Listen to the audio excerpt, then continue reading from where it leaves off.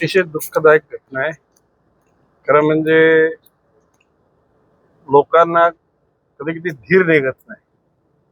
थोडस अंतर जास्त कापावं लागेल म्हणून चुकीच्या दिशेने गाडी चालवण्याचे झालेले परिणाम आहेत.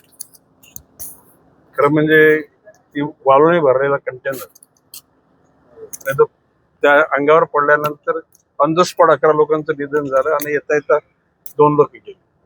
आता अजून 2-3 लोक अत्यावस्थ आहेत. परंतु त्या वेदांत हॉस्पिटलचे प्रमुख डॉक्टर माने यांनी अतिशय कर्तव्य बुद्धीनं त्या ठिकाणी लोकांची सेवा करायचा प्रयत्न केलेला आहे. शासकीय यंत्रणा सतर्क होऊन त्या ठिकाणी मदतीला आली. माननीय खासदार सावरा,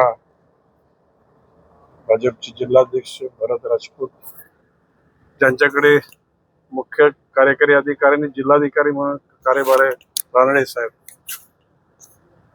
आपले यतीन देशमुख साहेब SP आणि सर्वच यंत्रणा सक्रिय झाली आणि लोकांना मदत करण्याचा प्रयत्न केलेला आहे. राज्य शासन सगळ्या जखमींची पुढची बरे होईपर्यंतची इलाजाची जबाबदारी घेणार आहे. माननीय मुख्यमंत्र्यांनी ट्विट केलेलं आहे. मृतांच्या नातेवाईकांना 5 लाख रुपये देण्याचं त्यांनी घोषित केलं. तर म्हणजे असे अपघात घडू नये त्याच्यासाठी दक्षता घेण्याची गरज आहे. आणि प्रत्येक वेळेला DPDCच्या वेळेला किंवा डिझास्टर मॅनेजमेंटची चर्चा होते त्यावेळेला हा विषय येतो. भविष्य काळामध्ये जास्त काळजी घेतली